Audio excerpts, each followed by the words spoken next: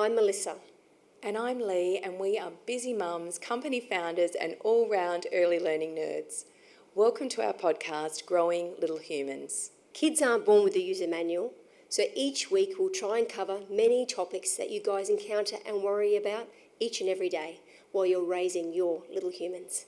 Today we're joined by Tara Davidson and Joanna King. Tara worked in sales and marketing roles in Australia for many years before moving to the UAE for her husband's work in 2018. Tara is currently a stay-at-home mum to two beautiful girls and plans to return to work when an opportunity arises that piques her interest. Joanna is the founder of Strategy Kings and is passionate about facilitating the launch and growth of businesses in the UAE across multiple sectors, using the extensive experience that she gained while working in Australia. Joanna is the chairperson of the Australian Business Group in Abu Dhabi and is also an active member of Business Network International, which is a global business networking group, as the director consultant to North Dubai. Hi ladies, how are we today? Really good. Thanks, Lee, for having us here today. It's a pleasure, and thank you for joining us. Today we're just here. It's really nice to have two of my girlfriends with me. And today we're just here to talk about the age-old debate of working mums versus stay-at-home mums. And I think it's probably one of those topics that you only become aware of when you become a mum. And I feel like the three of us are so well placed to talk about this together because all three of us have been working mums and we've all been stay-at-home mums at different moments on our mum journey. So I just kind of wanted to kick off by starting with asking, why do you guys think this has become such a debate in our society and such a divisive topic? I think it's such a multi-dimensional conversation. And I think, if you're looking at the lens of the child, there obviously is a lot of evidence and research around that kind of being at home in those initial stages, having that development, that bond, between mother and child.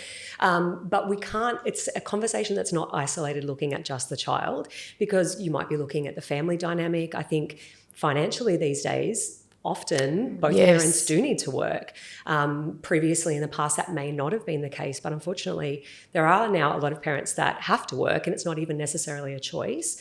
And then if you're looking as well at through the lens of the mother, is that something, do you get fulfillment in that stay-at-home role? There's a lot of mothers that feel they're better mothers when they're able to go out, pursue their passion projects, come home and then have that quality time with their children. So I think it's such a bigger conversation, and that's why it's very hard. And I think the debate will continue because there's no one size fits all, and what works for one family doesn't necessarily work for another. Yeah, that's true. And I think also it depends. So for example, in Australia, it might be dictated by your maternity leave. Yeah. So you in Australia, you can get up to a year that you have time off that you have with your child, and you can extend that without pay.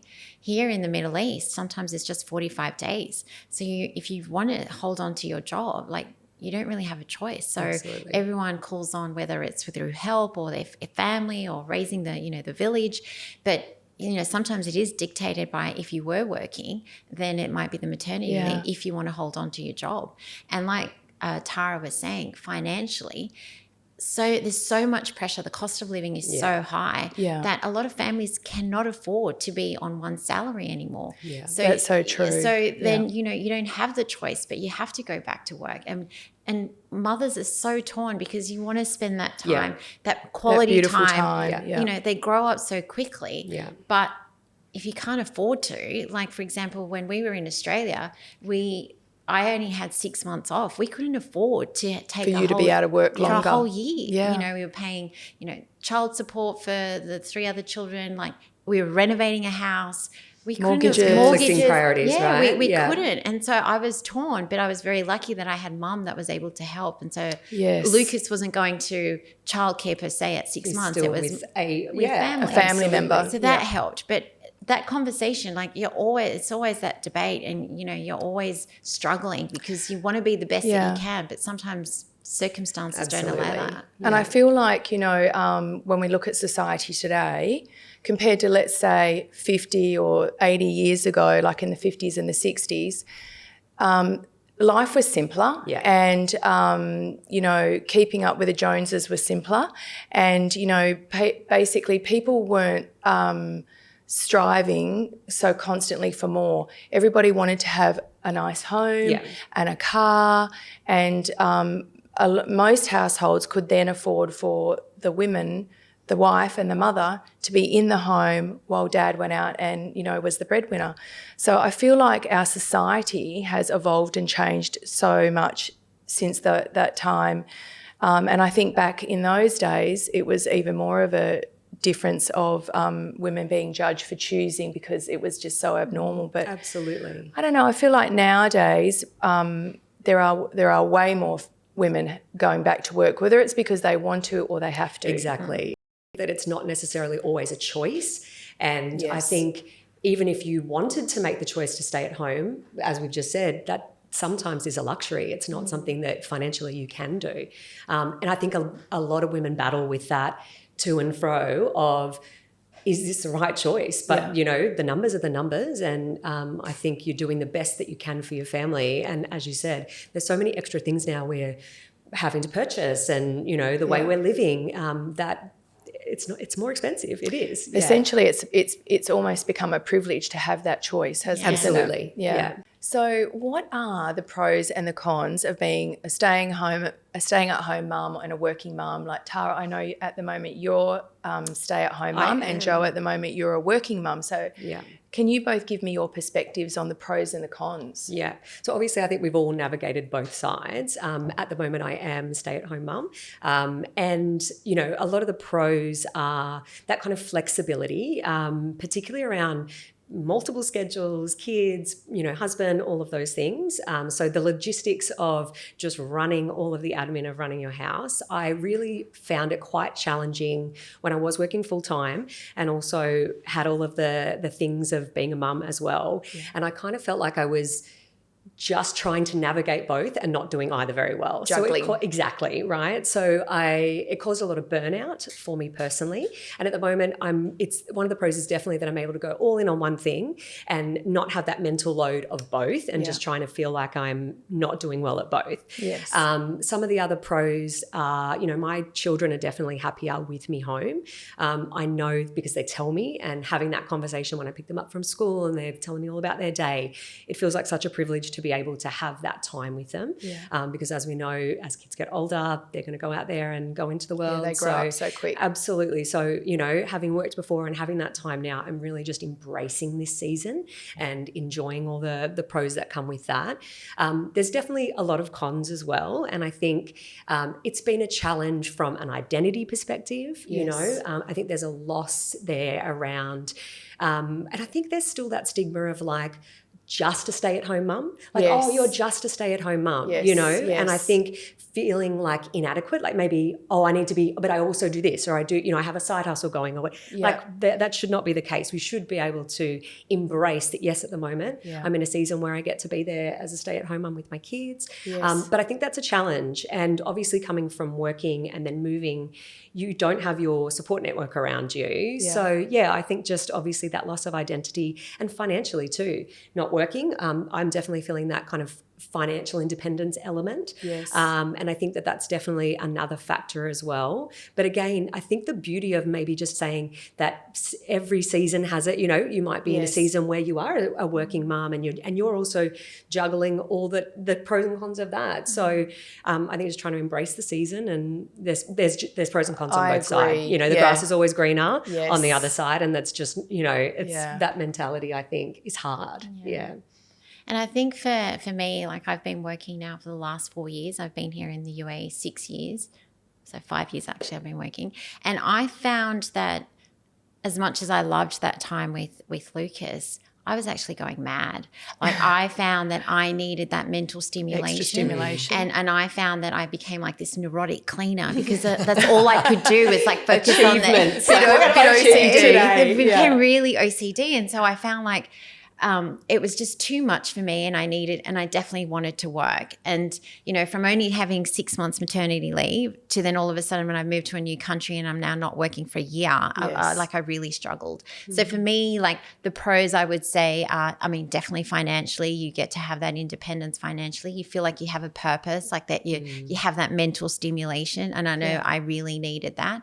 And also even having that adult connection, like when you're at work, whether it's with your girlfriends, your colleagues, you have that conversation and it's not just nappies, bottles, picking up, taxi driving, the groceries. Selfless acts. Yeah. And I feel like, you feel like you're contributing more. So personally for me, I'm a much better mother when I'm working, and I think for everyone the sanity of like me working is a good thing.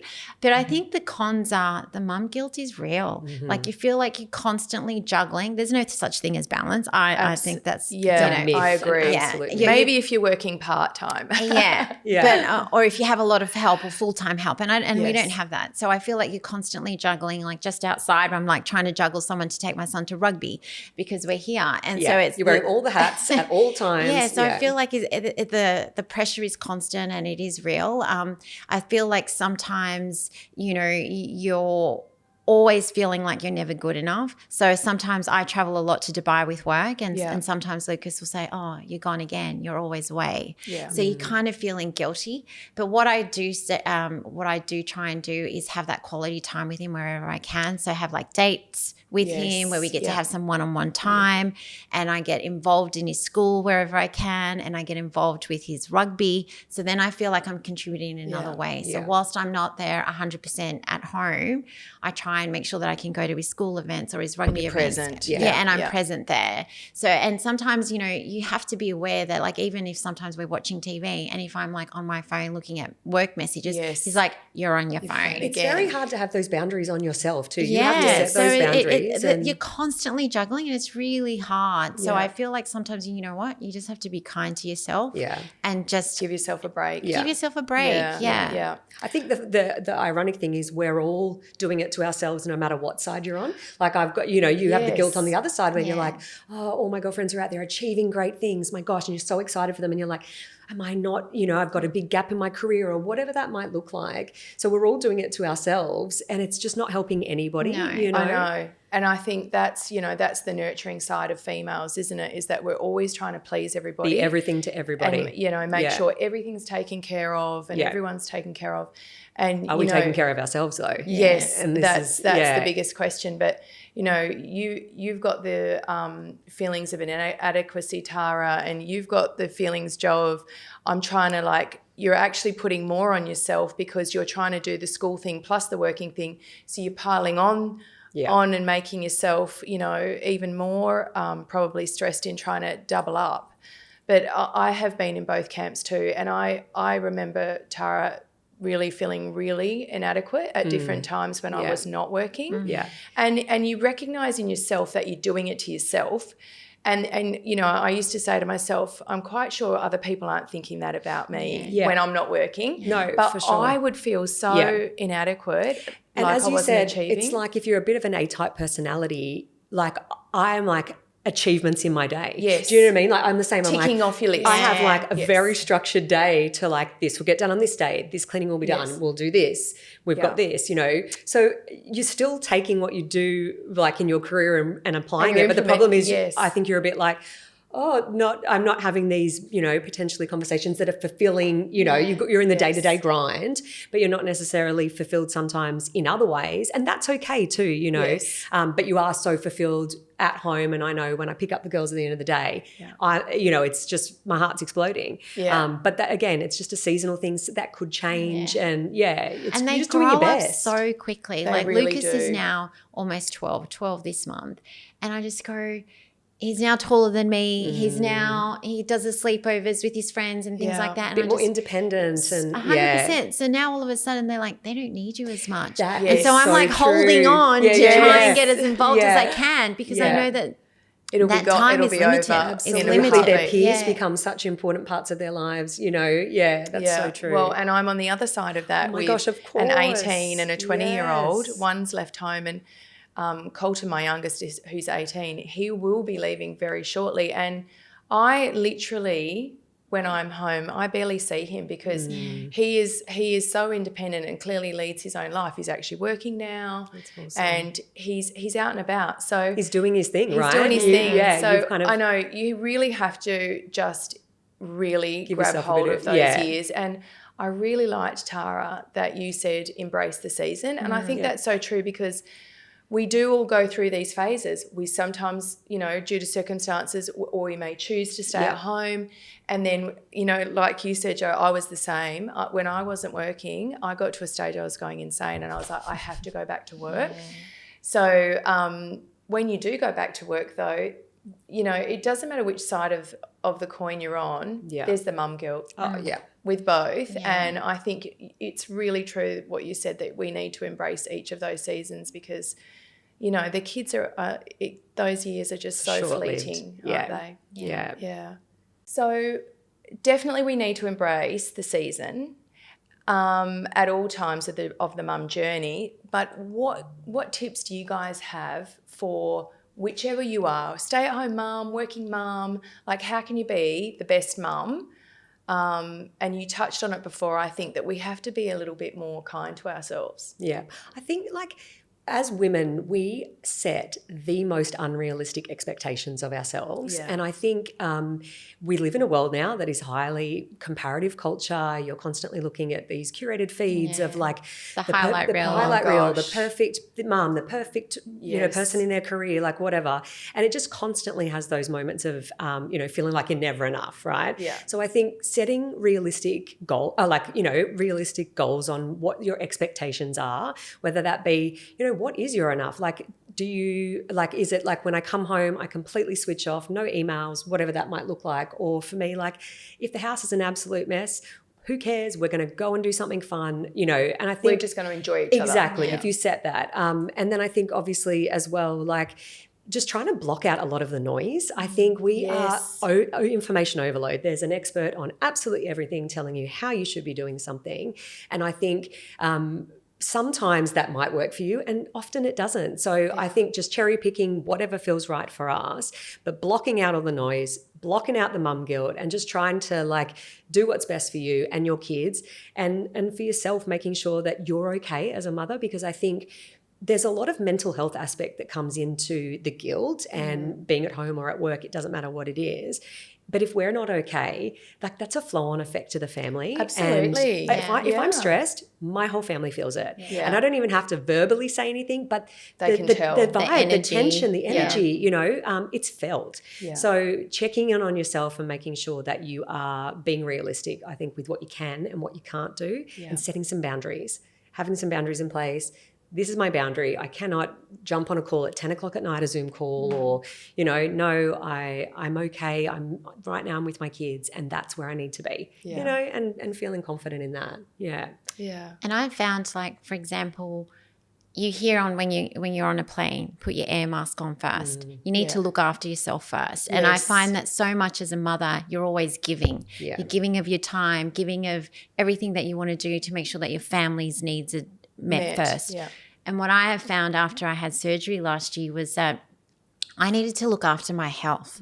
I was the heaviest I'd been. My health wasn't great. So then I just started going, right, I need to go to the gym and look after me first. So it meant that the sacrifice that I had to do is I have to get up super early so that I go to the gym before everyone's up. But then that's my little sacrifice for me. But then I've looked after myself first. You're doing it for yourself. For myself first. And then everyone's happy because I'm happy. You feel better. I feel better. Yeah. I'm feeling a lot more comfortable in my body and everyone's happier. And I feel like, you know, you do need to look after yourself, that whole Prioritize self-care. yourself, absolutely. And then everyone's happier, you know, the energy that you have because you now love yourself and you feel more confident.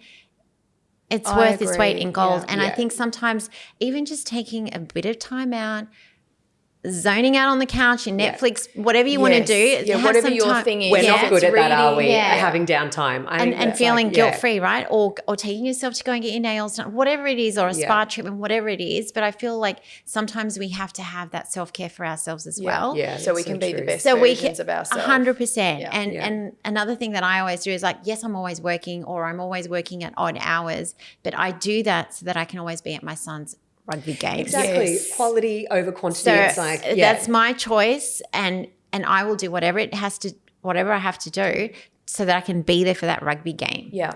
Because I want him to walk away and go, you know what, Mum was always there. Mum was always there at my games. And whether it's the netball, whether it's gymnastics, whatever it is, because then you're connecting with them. And even there, when you are there, you then have to be present. yes. Yeah, not on your phone. That is so exactly. So I've true. had- on I've the had- sideline. Did you see that goal? Yeah. Absolutely. So I've had the example where I've been there and I've been with his friends and with his mothers, with the mothers there. And I was talking and he's like, did you see that? And I was like, no. It's easy to get in the mum chat. as No, well. no, So, that's so that's true. so true. Definitely self-care and look after your health, because I think, if you're healthy, then that obviously transcends. Absolutely. Yeah. And I think I agree with you 100% about all of that. I really think it's so important that we take care of ourselves, and that enables us then to be great mums, great in our jobs. But the other thing that I try and do is as I get older, and I'm older than both of you, I find, number one, I'm just so much more comfortable in my skin about things. Yes. And I think that's a place that you have to come to yourself. Yeah. But also I'm so conscious now of judging. And I try really hard to not judge other people. And I mean, not just on this topic, but on all topics, but I find that women are very judgmental of each other. Mm-hmm. And that puts a lot of pressure on other people. And I think, we that old adage, you need to walk in someone else's shoes. Like unless that's your family unit, you don't know what that family unit needs. Yeah. Or the effects of working or not working. Yeah. It's like you're damned if you do and you're damned if you Yes. don't, right? Yeah. No matter what, everybody has an opinion. Yeah. And I think that's a hard thing, It is. Yeah. And I think we just need to remember that we're all hustling, and we're actually, nobody is not trying to do their best. Yeah, exactly. So I think we all just need to support each other, and we all need to be less judgmental. Yeah. And remember that we all have the same goals, to have a beautiful, happy, healthy family. Yeah. And like you were saying, we need to be kinder to each other, because you don't know what's happening in that Absolutely. person's life. Absolutely. You don't know if they're a first-time mum, Yeah. they've got the pressure of being a first-time mum, whether they've had complications, whether they've had postnatal. You don't Postpartum, Or absolutely. they've got a know. family member that's dying. You don't know that. So many So things. I think Well, they're so everyone needs to overwhelmed. be Yeah. kinder to each other Yeah. and be more supportive. And I think as, living in another country when you don't have your family support, Yeah, you it's go- tough. It's Yeah. tough, and it can be lonely, and it Yeah, can be absolutely. isolating. And I think as women, we need to be able to go put your hand up and say, Yeah. like you would say, girlfriend, I need help, or Yeah. come and have a glass of wine, or Absolutely. whatever it is. Yeah. But you need to come in and and just have that one-on-one time to just unload and feel Absolutely. better. I think those judgments sometimes also just come from a real place of insecurity. That's and you true. might see something and you're like, oh, I'm not enough, I'm not doing. And it's actually probably not true. But in your own internal way, you're like, so it might come out, oh, it must be nice to be able to go every day and have a coffee out, and, or vice versa. Must be nice to pick your kids up from school. And I think it's sometimes comes from just that place of never feeling enough.